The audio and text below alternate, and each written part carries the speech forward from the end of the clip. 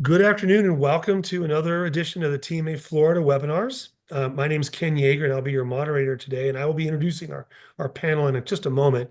I first want to start out with just a quick commercial break to make sure everyone knows about our upcoming TMA annual conference, which is live and in person, and will be in the area of Orlando, Florida, or at the Aloft at Orlando Lakes Nona. March 3rd, 4th, and 5th with a golf outing on the 5th. Hope that you can join us there. All right, with that, let's get started on our webinar. So today we're going to be talking to our esteemed panel about the topic of what judges want to know. And what we are leaning into today is the area of Chief Restructuring Officer. And to bring our panel into this now and to show our expertise, I'm going to have I'm going to introduce really quickly our panelists and then get to our first question. First is Patrick Derricks. He is the co-head of restructuring for PKF O'Connor Davies, with decades of experience in the industry. At the same time, we also have Paul Ferventa, sorry, with Corval. They've been in the business we're pushing 30 years now, and he is the CEO and managing director of this firm. And he will tell you more about his firm as well as Patrick as we go through this. And joining us to ask the questions today are Judge Jacob Brown, Middle District of Florida, working out of Jacksonville for most of his work. 3 years in the judge's seat, but decades in the attorney's seat. And last but not least, Judge Catherine McEwen, who is decades in the chair of bankruptcy and has seen a lot, and was going to kind of lead us through with Judge Brown through a series of questions for Paul and Patrick on this topic. And so with that, without further ado, let's get started. Judge McEwen, I'm going to start with you and ask you. You had brought up some questions, if you will, around the process we'll call payroll processing. And so I'd like you to pose kind of where your curiosities come from, and we're going to have Paul and Patrick kind of talk about that, and then for our audience, broaden out to a whole series of questions around the CRO world. All right, I'll start off then. Thank you. Gentlemen, tell me a little bit about why it makes sense to have a payroll processing vendor involved in a Chapter 11 case versus teaching current management how to do it right. I guess I'll take a shot at that one first, Patrick. Well, the first one is integrity of the financial information. And there's also, as you know, Judge, a lot of liability associated with handling payroll. And in some cases, there's a timing issue as it relates to when payroll has to clear prior to when the employees are paid out, either in direct deposits or hard checks. And candidly, in some cases, if a company has gotten to the point of insolvency, sometimes their controls are so poor that they are very bad at managing cash. And the last thing that you want to have happen when you're trying to retain good people and operate the business is to have them alarmed by checks not being available or funds not being available. Patrick, you have anything to add? Yeah, I mean, I would have to add that, having that processor there, to Paul's point, adds a level of credibility and making sure that things are being done the right way. So whether that's around payroll taxes, other withholdings and those payments being made, and just again, not having that in the hands of the folks that are trying to operate the bankruptcy and having that separation. Now, again, to Paul's point, it does add or can add a little bit of a level of complexity just from a timing standpoint. So when you're starting to talk about, especially around the timing of filing, making sure that cash is available and that it's available in accounts that aren't blocked, and making sure that at the end of the day that you can get into the court and get the wages and benefits motion passed as quickly as possible and have as minimal impact on payroll as possible. But certainly that processor adds some complexity to that timing, whether it's a day or two. So in a lot of instances, even when we're using a processor, especially in a large case where we have a lot of employees, we will try and make sure that we're pre-funding payroll prior to filing, just to try and eliminate any of those potential timing issues. One thing that I have found is that the payroll processors at least will carry out their duty to withhold and remit the taxes. I had a Chapter 11 where no one was paying attention to operating reports. They were 6 months in arrears post-petition. So in terms of payroll processing, at least they're reliable. It's worth that expense. Absolutely. There is one more wrinkle too, Judge. Sometimes if you're working on a company that's signatory to unions, then a lot of those statutory benefits have to be paid in real time in that same week. And there's no carry on, you don't have the advantage of the float on things like health and benefit programs. That's true. And under ERISA, the unions sometimes their contracts say that all of the company's funds, all of them, are impressed with the trust that exists in favor of the employees who need to get paid in real time. So that's a good point. I would round out this section by maybe having a little bit of conversation about the liabilities that can befall a CRO, and why one would want to have professionals involved in that conversation as well. I don't know if Paul or Patrick, you want to pile in on that? Yeah, absolutely. I mean, certainly, coming into, potentially being a CRO in a business that's having some challenges, certainly one of the first things we ask about is where are you at with payroll taxes? Obviously, the non-payment of those, as well as obviously having folks employed when you're in the zone of insolvency and knowing that you potentially can't make payroll, creates some potential personal liability issues for an officer or director. So that's something we obviously make sure that absolutely is 100% bulletproof, that everything's been taken care of and that there aren't any issues there for the incoming CRO. When you're in an engagement and you have a situation where certain taxes aren't being paid and you have this cash flow that's a limited resource, where do you start to make adjustments? I mean, where do you kind of start to roll up your sleeves and say, hey, we've got to allocate to taxes? What's getting sacrificed? Well, basically what has to happen is there has to be an order of magnitude or priority on which obligations need to be paid first. And again, the Bible of what we do is the 13-week cash flow. And there are just some obligations that have to be put to the back of the bus, so to speak.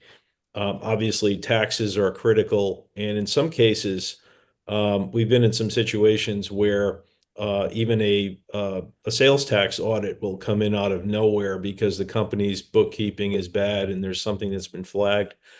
But it's a great question, Judge. And again, it's a matter of ordering priority.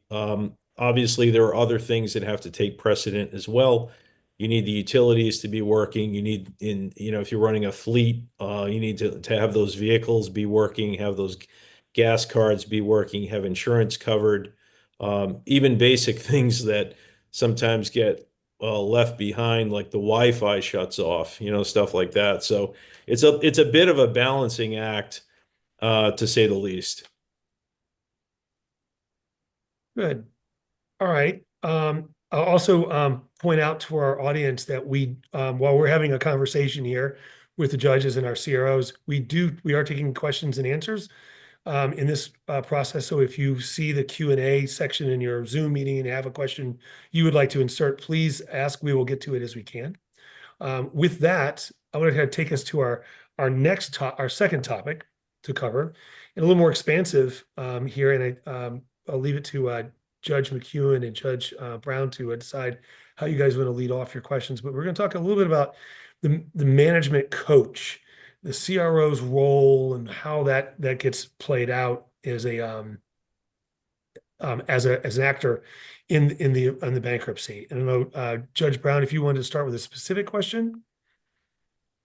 I thought Judge McEwen was going to kick this one off, but I'm glad to jump in if she wants me to. So Well, I've got one that is sort of a broad question, but embedded in it is the opportunity for you to describe what it is that you think you can bring to a troubled company. So here's my question.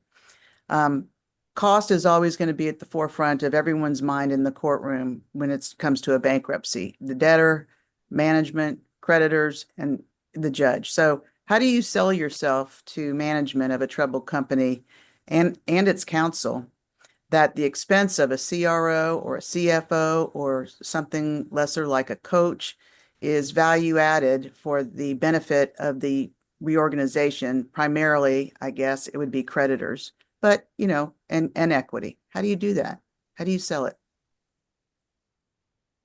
Well, it obviously kind of depends a little bit on what the situation is and kind of what different folks' motivations are. In my instance, in a lot of cases, we're brought in, because obviously there have been issues that other constituents, whether it's secured lenders or the board, et cetera, don't feel that current management has the ability to navigate, whatever the issue is, based on their skill sets. And quite honestly, in a lot of instances, they're part of the reason why you're there in the first place. So usually it's not as tough of a sell, especially to the outside constituents. So if it's whether it's a board kind of acting on their fiduciary duty, or it's at the bequest of a lender, or other creditor that kind of brings you in, or at least makes the introduction and the recommendation, that's not usually a hard sell. Kind of ingraining yourself within the management team is a little bit more difficult, and certainly a little bit more nuanced, just depending on what's going on. But in a lot of instances, especially when things have been going bad for a fair amount of time, quite honestly, management usually is pretty excited to have somebody there to take some of the weight off their shoulders, especially when they haven't experienced what's going on. It really allows them to focus more on kind of the operations of the business, and the CRO at the end of the day kind of starts taking the heat from whether it's the creditors, having to deal with the board, and again, kind of pursuing this, hopefully what is a parallel path of potentially going into a bankruptcy filing, and while the company looks at other options. Is equity usually sympathetic with making or suffering a decrease in their own pay, management, that is, current management, in order to be able to fund the help that you say is being brought to the table in terms of fixing the loss of confidence, taking the heat, and bringing your special expertise? I don't think it's again, every situation is different, but surprisingly over the years, I've found that equity, ownership, even the board members, if they feel like they're clearly in crisis mode, they're going to do what they have to do to preserve the value of the enterprise. And obviously, bankruptcy is not free as an option, right? There, things cost money. Every process costs money. Professionals, whether you're hiring a turnaround CEO or counsel, it's not free. Let's face it. So you have choices at some point. I think there is the zone of insolvency, or the fulcrum at which there's no value to really be preserved other than in a wind down situation or liquidation. But I think a lot of it comes down to when the CRO or interim CEO, whatever the semantics are, is boots on the ground. You have a lot of challenges. The big challenge is retaining people, keeping critical vendors engaged and interested. And a lot of it comes down to the moment at which the culture has been somewhat permanently damaged in the organization. And if the employees feel that there hasn't been transparency from the board or from the ownership group, um, they're less reluctant to stick around, as are the vendors and the other critical services. Judge Brown, follow on? One thought I remember from my lawyer hat not too far ago is when you're kind of before you get engaged, what steps you take pre-engagement, how far you dig in, is there a pitch? Recognizing it's always a case by case kind of basis, but is that an area that you could speak to a little bit, obviously, without giving away all your particular trade secrets. What do you do when you say, okay, I've got this potential opportunity? Where do you go next? I mean, from our standpoint, it's about trying to, build a relationship with whoever the decision makers are as it relates to that. And so, and again, in a lot of instances, you've been referred in. Somebody's calling you for a reason. They didn't just, find you on Google and give you a call. So usually there is some level of trust or some level of at least knowledge of what folks are doing, and certainly your reputation, within, the field. So it really is about just trying to understand, what the issue is. Everybody thinks that their issue is completely unique and you've never seen it before. But it's really about letting them know that you've been there before. We've done this. We've done it successfully. Here are the things that we're going to focus on. Here are the things that we need you to do. And again, just trying to build that level of trust with, again, whether it's management, the board, whoever the decision maker is there, and making sure that that's communicated and just how you're going to operate and how you're going to go about the case. I think that this question kind of dovetails into our next section on talking about, the plan, so to speak, but I'll let Ken take a step back and introduce it. Let me interject one thing. What's your preferred compensation model, gentlemen? Time and materials. It varies. In some cases, it's a recovery situation where some of our success is back-ended because they just don't have the liquidity to pay normal fees. So we're typically hesitant to do any kind of a situation where we're conflicted, right? We don't ever want to be conflicted on taking equity or stock or anything like that. That's just not professional in that context. But what's always interesting, Judge, to that regard is a common thing, and I think Patrick and I talked about this in the last time we had a kind of a pre-call. We were talking about the idea that once you're engaged, one of the things you hear commonly is, we should have brought you in 90 days earlier. And what's funny is they'll drag on 90 or 120 days to the engagement. And there's some sort of veil of hope. They're hoping for the miracle, the order fairy that's going to come with a giant purchase order. There's sort of a rational denial thing that happens. And but the common denominator is always like, why did we wait so long? And my late partner and mentor, Jim Malone, always used to say, time is not your friend. What about, as part of the compensation package, what I'll call a performance fee or an exit fee if you get to a successful transaction? How common is that? Is that something that you reduce an hourly rate? How does that play into the situation?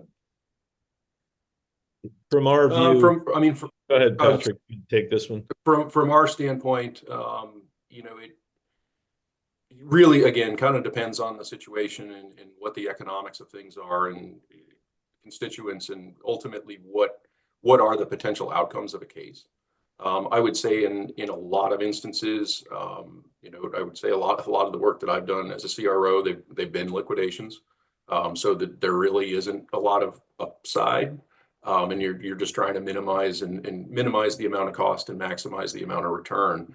But there certainly are instances, especially when you start talking, if you're doing more work around, whether it's, an M&A transaction, so a sale process, or other refinancings, other sorts of things around that can certainly, be tied in, that if it's a successful outcome, that there's something on the back end. And yes, you'd probably have to come up with some kind of structure as to how that reduces, whether it's the hourly rate or, sometimes as a CRO, you're in there as a fixed fee on a weekly basis or on a monthly basis. So certainly that would impact that, and hopefully you're getting back to the same economics as what that is. And to Paul's point, especially where you don't have a lot of cash up front and you're potentially looking at, again, whether it's a sale or some other economic event that is going to provide additional cash into the business, that's something that you could certainly negotiate. I think Patrick is spot on, and also Judge Brown, Judge McEwen. As you know, sometimes you're working for the borrower, and sometimes you're working for the creditor, right? And there are different circumstances. What I've seen over the years is, and I think candidly, it starts with a lack of transparency, in some cases, a lack of integrity of the person that owns or was running that organization, where you go in under a certain set of premise or a guise, and then the trajectory of the engagement changes. Like you might go in as an interim CEO, and there's some plan to, we've got this great company and we're doing all these wonderful things, and we're looking at options, and it's sometimes starts with, can you come in for 90 days? It's really not that bad. Come in, we just need some help. We need another set of eyes. And then you get in there and it's a dumpster fire. And it sometimes turns into something else where the only way up is out, and it has to become, like we say, we do the three its. We grow it, we fix it, we exit. And sometimes it's a hybrid of those three things. I've been in situations where I go in as something and I come out as something else because there's a lot they don't tell you, right? And there are lots of landmines, and in our trade, we always say it's the things that we don't know that keep us up at night. When you are looking at compensation in our system, because there is court oversight and then there's also the United States Trustee Program, you will likely need to show some comps if it's an unusual arrangement. And I suppose that you all have that at your fingertips in terms of similar arrangements in similar markets and so forth. Yes. All Yep. right, last question. How insistent are you on exculpation clauses for mere negligence? In our system, we really look at that very critically. I would say that that's again where we would defer to our counsel to make sure that we're not getting ourselves over our skis into anything that where the risk outweighs the reward. And candidly, jokingly, we call it the Nancy Reagan. Like sometimes we just say no. We're just like, nope, no thanks. Yeah, to mirror Paul's comment, really rely on counsel. Obviously, they're involved. They understand a lot of the risks as well as anybody does. So really rely on them and partner with them on just how to manage some of that. Thank you. All right. So, Paul, you mentioned that you guys have to, we have to change roles during the process because what it was when you were told what it was isn't quite what it became. You end up being in the exit thing, you really come out of a management role and almost become a negotiator / investment banker. Yeah, we're not investment bankers. We respect the swim lanes of, FINRA compliance. It's not something we do.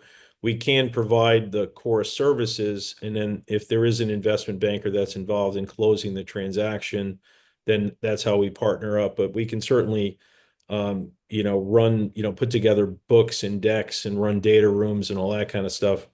Candidly, especially nowadays with AI, anybody can do that.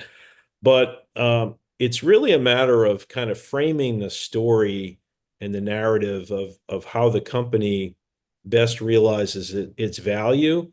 And there are some peculiar situations out there where, a company that's been kind of limping along for years, they don't realize the value of their IP portfolio. Company that's been, I always say, what's every day in one industry might be revolutionary in another. And we worked on a company that was in the SaaS space, and they didn't realize that what they had created had the highest and best value in defense contracting. It was just a market they never looked at, but it turned out that that was where the value was.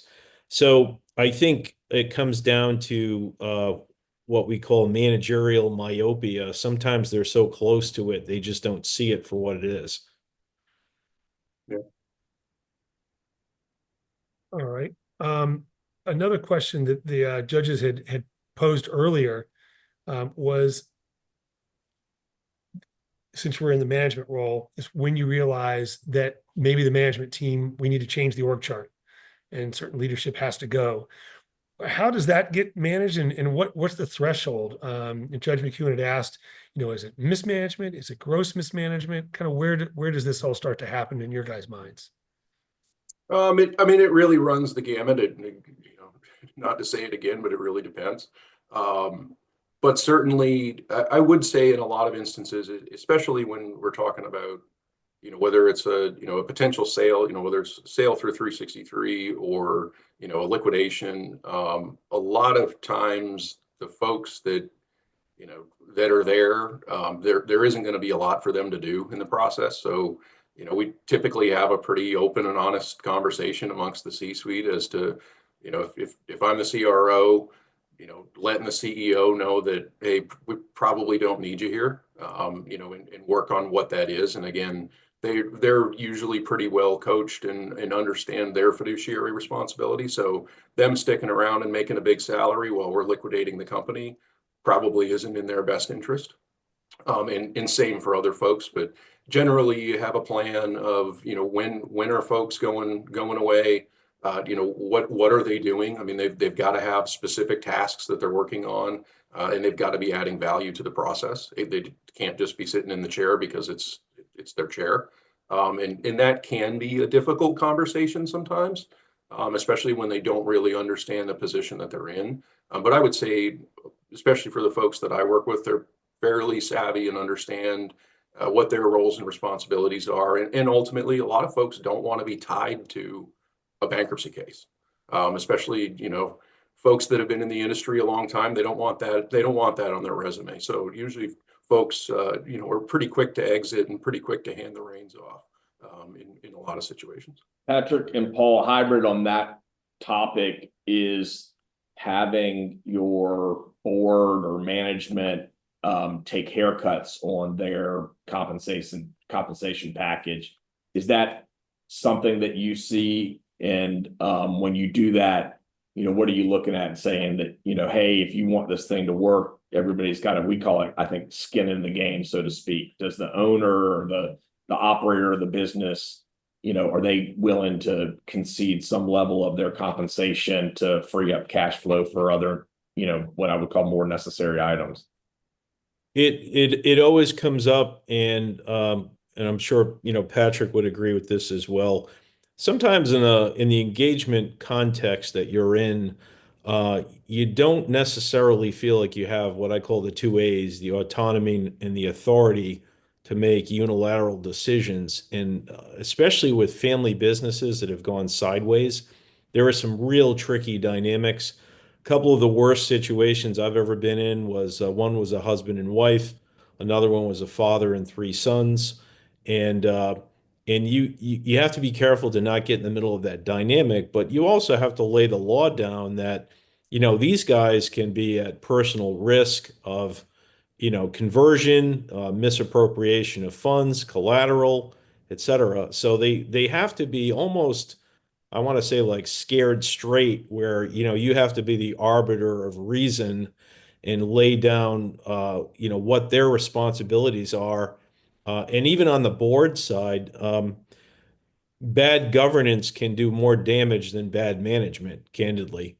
And sometimes what happens, like Ken had mentioned earlier, like mismanagement, sometimes what precipitates these situations is missing management. They're literally just wandered off and they're playing golf or they're playing on their boat or whatever, and they're just not doing their jobs. Um, but it's a great question, and it's sometimes a very awkward conversation. Like one situation where we had found a buyer for the organization.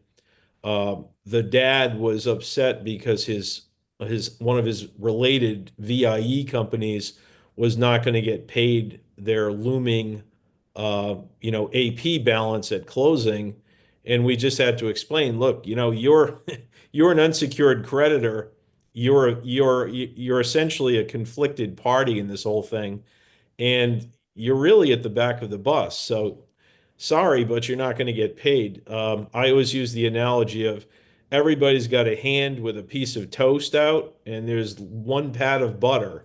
So we have to kind of spread it around, and that can be a very awkward situation in those family business contexts. But one more point to answer your question, Judge Brown, as it relates to things like director fees, that sort of thing. Again, it's back of the bus. I call that reality therapy. So I like, and I like your analogy. I usually call it a pie party. We have one pie and lots of people at the table. When you're looking at not a liquidation, so the company is going to go forward, but you've got these people that they're the ones that drove the bus into the ground to begin with. You've successfully gotten, like you say, you grew it and you fixed it. How do you exit knowing that you've left it in good hands? What do you do to assure the creditor body? And this is part of the plan confirmation process because they are entitled to know who's going to be making decisions. And you've got to sell that to them so that the votes can be had. How do you do that?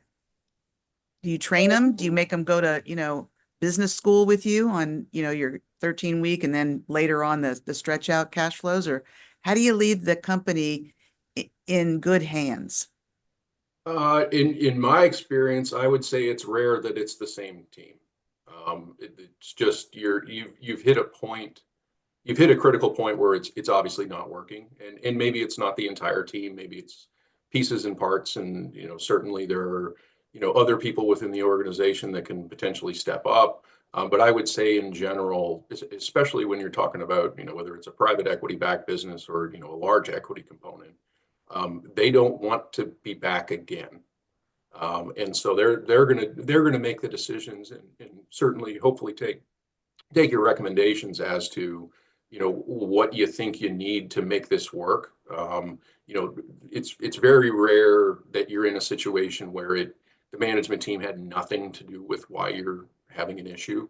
Usually there is something there that they did or didn't do or aren't capable of doing, that puts you in that position. So it's, to me, it's not a really hard conversation, when you're talking about, reorganizing and restructuring. And to your point, Judge, certainly being able to spell that out to the creditors so that they're going along with the plan is mission critical. And if they've had a bad experience with the existing management team, that makes it a really tough sell. Paul, anything to add? I would agree with that 100%. It really comes down to you said it, Judge, the credibility of the people that are charged with the stewardship, right? And if it's not in capable hands, the worst thing is to, even if you don't get to the point of a bankruptcy where you do a successful turnaround and then you hand something over and then it goes into that cycle again. I've been in that numerous times where you do all the cleanup work and then they revert back to bad behavior and bad practices. Have you ever been asked by a bankruptcy judge, as in your role as CRO or CEO or coach or whatever, what your thoughts are about the viability of the company going forward under the current management? Absolutely. And likewise also from secured lenders, senior secured and the other people on the tier or the waterfall. They want to know, they want objectivity. And in many cases, the reason it's gotten to that point is candidly because the principal or principals have just been lying and they've been misrepresenting the condition of the business. Even if you get to the point where a bank is in covenant violation and it's a forbearance situation, the on the commercial lending side, the field examiner or whoever's running that out of a portfolio and workout, they want truth. And that's a delicate, and Patrick's been in this situation numerous times too, where you're in a delicate role as the CRO or the interim CEO or interim CFO, whatever it is, where you have multiple reporting responsibilities. You are essentially employed by, in some cases, you're employed by the company. In some cases, you're employed by the lender. But the lender's kind of walking the line of lender liability. The owner is trying to control the narrative so that as you're reporting back to the bank, they want, the rosiest story they can present. So you become a pretty good mediator and negotiator in that kind of interim space because you have to sort out, what's truth and what's not. Yep. All right. Any other comments or questions on this? I think that more will come up because we're going to go into our third section. And I'll remind everyone, if you've got questions, please ask anything that you would like to know that we aren't asking or the judges haven't thought of yet, but you would be useful for CROs to answer for us today. The next thing is really our last topic, which is how does a plan get done? And obviously, everyone understands what goes on in getting a conference. Well, that there is a confirmation of a plan that occurs in court or part of the court process. But the CRO lives not only in court, but also has a secret life back in the back at the company, trying to hold things together. And we'll talk a little bit about that with the judges. And I don't know who wants to take the first question for our CROs. I'll kick it off. I wanted to share, and I think I shared it with the panel, a recent decision from Judge Robert Grossman out of the Eastern District of New York in the Home Building Corporation case. It was a lawyer fiat case, but basically the issue was that the company had filed and it didn't appear that the lawyers had any plan for being able to really reorganize. It was a pure stall play. And Judge Grossman appears to have, basically said, you're not getting paid for that to the lawyers. So it's a cautionary tale to kind of set up my first question. And when do you start working on the plan, the exit strategy from both your engagement and for, if it is a bankruptcy or it's a workout or whatever, when do you start and, what are the tricks of the trade there? As early as possible. Yeah. Which, as Paul said earlier, that doesn't always happen, but I can't say that I've ever gone into a bankruptcy and not had, if hopefully not just one plan, but at least have a couple of ideas of where we're going and have a fair amount of confidence. If maybe one of those falls through, that the other one is solid and it works and that we have it aligned. Now, obviously, what you don't know, you don't know. But I would say it's very rare that we're not. I mean, look, prior to filing, it's usually you're doing a lot more prior to filing than you're doing after filing. Whether it's relating to raising capital, trying to restructure the balance sheet out of court, find a buyer, whatever that liquidity event is. I mean, you are doing that, with every ounce of your soul up to filing. Filing is usually the last chance at it. But that being said, obviously sometimes there is a strategy around that. So whether it's a retail case where we're looking to, okay, if we close X number of stores and we are able to mitigate those lease liabilities, here's what it looks like when we come out the other side. So to me, there's always a plan going in. I would never file without one because I would hate to have to answer the question of, well, what's the plan? So it's absolutely first and foremost. I would never go into a bankruptcy without having some pretty confident concept of what the exit looks like. Paul, any follow-up? I think that's spot on. Again, transparency is critical, and utilization of time is really the number one success factor in my mind. And you never want to be in a situation where you mobilize on a Monday and you get in there and now you have to squeeze information out of the existing staff and it's going to take 2 or 3 weeks. You want to have had that stuff prepared in advance, if at all possible, so that you can hit the ground running. And again, the scariest thing is when people just jump ship and they flee.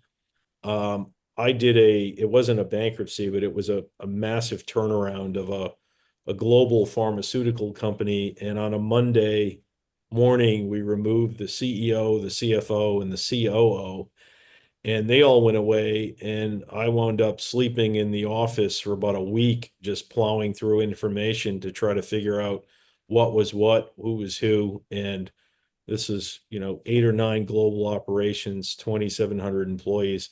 They just kind of was like a scorched earth thing. I just didn't have good information. And you start to kind of cobble together a little bit of a composite sketch of what's going on with the business. And we got through that, and it was a very successful turnaround. But records integrity is a wild thing in general. I've seen scary situations where, you'll see bankers' boxes of lots of confidential information sitting on a pallet in the warehouse, and there are hundreds of people that come and go in the course of a day. But records preservation is always a thing that scares me. And that's another thing, just like the financial fundamentals, 3 statement models, cash flows, asset lists, things you want to have as much bead on that as early as possible. One of the follow-ups that I have, and we see this in cases a lot, is that the first plan and sometimes, second and third really are pie in the sky. Like there's no way that this plan's going to work. How do you prevent that from happening? Because I think when you present that pie in the sky type of plan, and you've alluded to this before, you lose some trust with, a lot of the different stakeholders that you need to have their trust in order to have a successful exit. I guess I'll take a stab at that one. I would say just short answer is we run a 3-case scenario, right? Kind of like best case, mid case, worst case. I know that sounds very trite and simplistic, but it's really the only thing you can do. Yeah, I would agree. I mean, that's kind of our approach as well. Is look, here's what the best possible outcome is. We know that's probably not that likely. Here's scorched earth. Here's what this looks like, and here's what the mid case is. Obviously, you're trying to balance. I mean, look, we're not going to put a plan together that's just there to, satisfy the creditors so that we get their vote to get the plan through. That obviously doesn't work. It's certainly from, my reputation as a professional. I don't want somebody saying, well, you just put something in there to make everybody happy, and the world, you're back in, call it chapter 22 6 months later. And certainly we've all seen that. So to me, again, it's that, high, mid, low. What does it look like? What's realistic here? Especially given, all the other dynamics, whether they're, macro environmental sorts of things. Even timing. A lot of instances, I think people make their plans too good, too fast. That the company's just going to miraculously recover, on plan confirmation, and everything's going to be, all right with the world. That generally doesn't happen. So yeah, I would say I'm very conservative when it comes to putting something together from an exit standpoint. I have it's a related question about the projections. And I think that that's what Judge Brown was aiming at, is these projections that are not well founded on any assumption that is reasonable. Some of these projections, as you mentioned, this macro environment, some of them are dependent on really external factors. How do you all impact, influence external things that you need to have happen in order to support those assumptions and then the resultant projections? In many cases, it's a lot of outreach. In the case of restructuring a lot of businesses, if you're trying to preserve value and have operational continuity, you really need to be judicious in reaching out to, obviously, customers, especially B2B customers, as well as critical suppliers. And I'm very, very, very direct and very open kimono in those discussions. And I also have to walk the line of giving them a little bit of fright, not too much, but like we had a situation where this was a pharmaceutical group where the the primary ERP system vendor that was supporting their SAP system was owed a very substantial amount. It was either $8 or $12 million for service fees.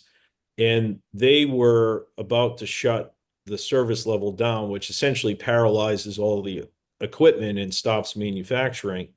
And my preemptive strike was I went to the FDA and had a conversation with them and said, by the way, I'm the CEO of this pharma group, and these guys are threatening to shut our ERP system off. What are my options? And they said, well, tell them they can talk to the FDA about why they don't want to do that. So we had that awkward conversation, and ultimately that vendor just took a note. So in the process of restructuring $150 million in debt on the balance sheet, we were able to take that payable off and convert it into a note. So it was a negotiation. And then that same company, we went to suppliers. In one case, we went to a manufacturer and said, I have a plant I need to shut down because I'm only getting a third of your global volume on this product. If you can give me half of the global volume, then I can keep this thing running and keep people employed. So it's those very direct conversations. And, as Patrick knows, we don't have the luxury of a lot of time. So you really have to just be direct and swift and call the play. And I think people respect that, honestly.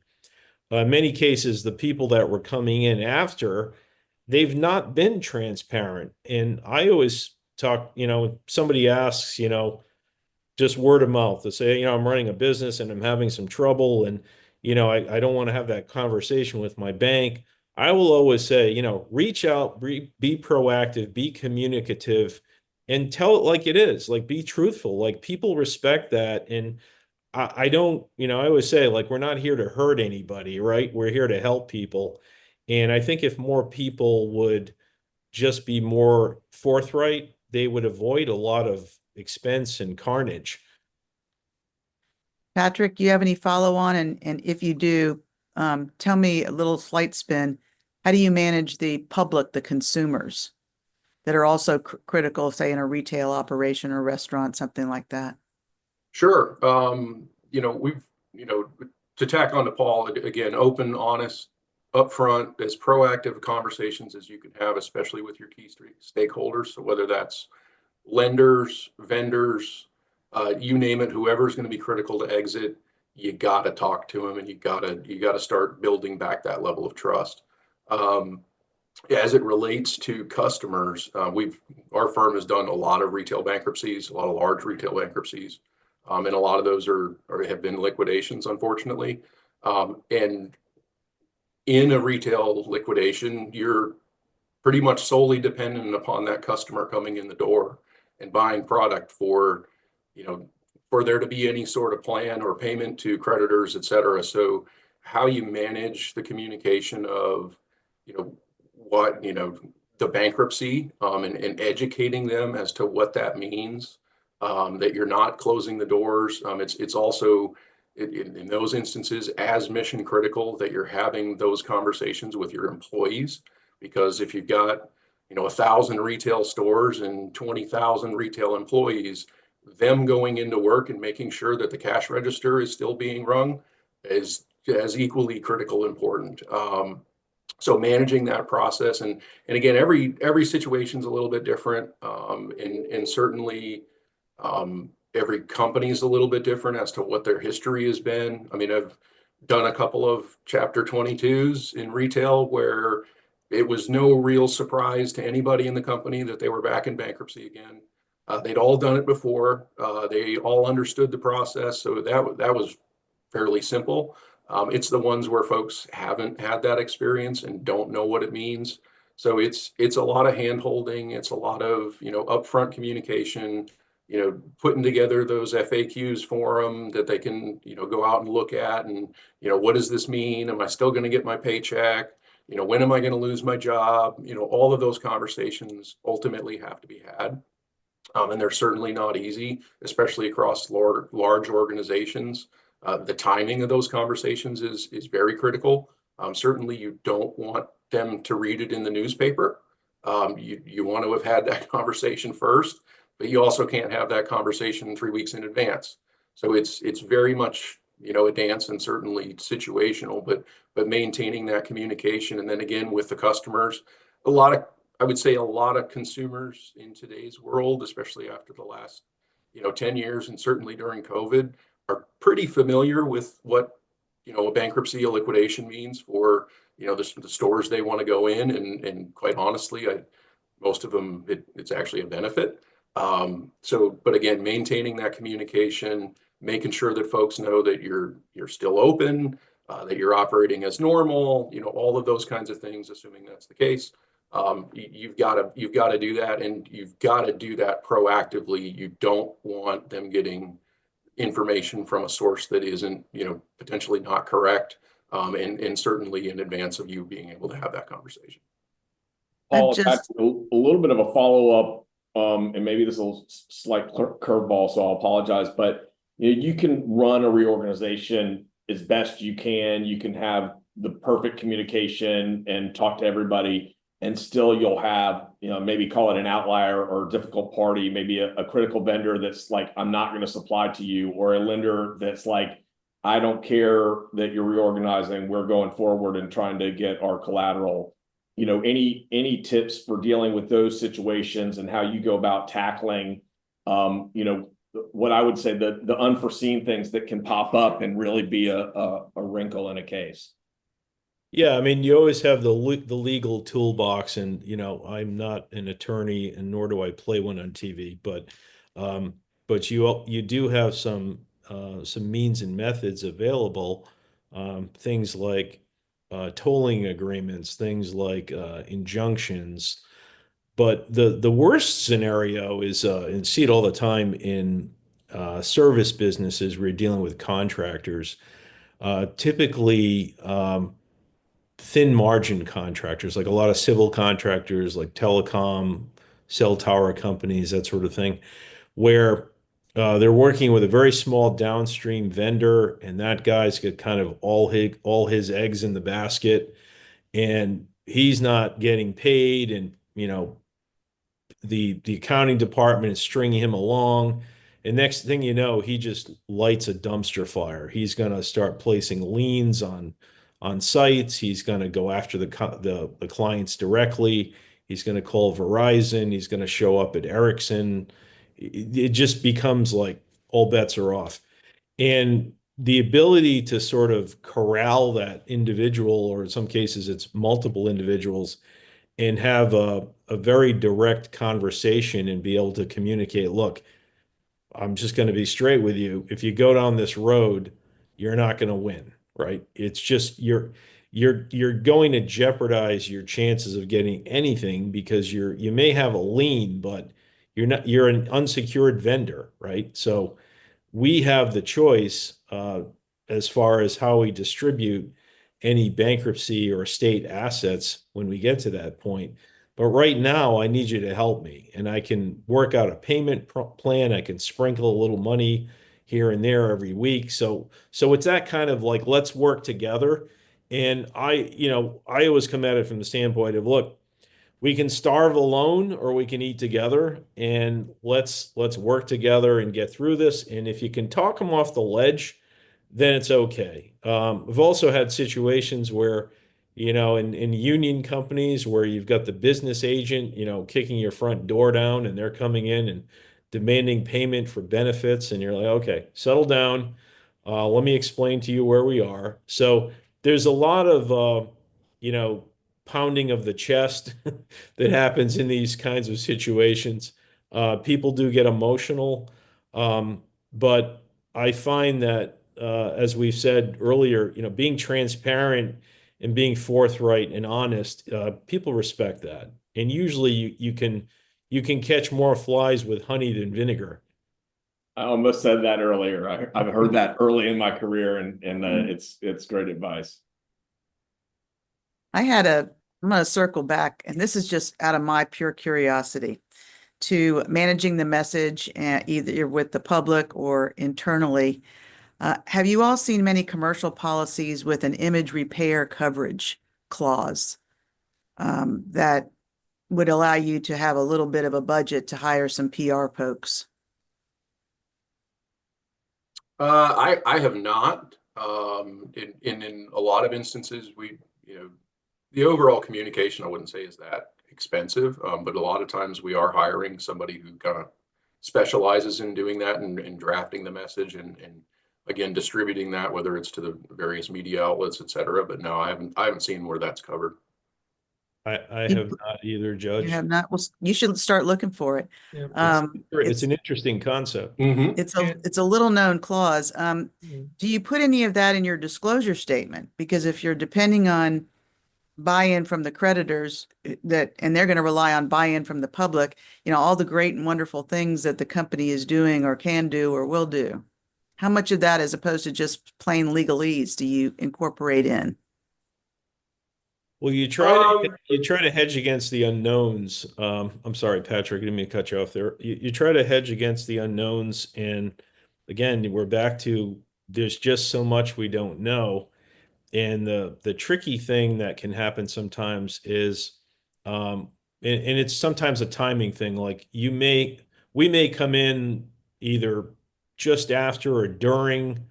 There may be some news release that the company sends out. They may be talking about like, hey, we're at this trade show and we announced this new product and everything is, dandy and sunny. But then there's also the other narrative that's kind of out there where, you're having employees slamming you on Glassdoor or one of those sites, or if it's a restaurant customer and they're on Yelp or whatever. So there's kind of this mixed bag of narrative, and then sometimes the sour grapes employees that are cut are going to try to poison the well. So controlling the messaging is really more challenging than I think people realize. Yeah, agreed. I think that's the truly the day in a life of a CRO is holding all those brush fires to a place where they don't consume the business so that a case has time. And Patrick, you were going to chime in on some of that as well? Yeah, again, from a standpoint of, the messaging and controlling all of that and making sure that everything kind of stays in front of you it's critical. It's difficult in a lot of instances, and certainly the unknowns are truly the thing that keeps you up at night and not knowing that and what's going to happen next. And that truly is the challenge in trying to control the message and knowing what's out there. But again, open, honest, as proactive as you can be. That's to me, that's what works. I wish you could tell that to all of our managers in Chapter 11s. It's a good mantra. Judge Brown, Judge McEwen, any final questions before we have reached the top of the hour and sort of need to sign off and give people their time back, but want to make sure we've satisfied your questions about what you want to know. I've exhausted my questions. Thank you. Thank you for the opportunity of allowing me to pick their brains. Yeah, Right. let me add my thanks. I mean, I've going through this process, I've learned a lot. We see things from a different lens, and so you get your viewpoint, we have our viewpoint, and it's good to share those periodically. So thank you for the opportunity. Thank you. Patrick and Paul, any parting shots? Not from me. All right. I was just going to add one thing. I think it really just comes down to communicating. If people just talk to each other more, it just gets a lot easier. Amen. Well, everyone, thank you so much for allowing us to have another successful TMA Florida panel. Your contributions are fantastic, and we will get these recordings up on a TMA platform so they can be shared with others in the future. Thank you again so much, and that is our webinar. Thank you. Thank you. Thanks Thank you. for organizing. Thanks, Ken. everybody.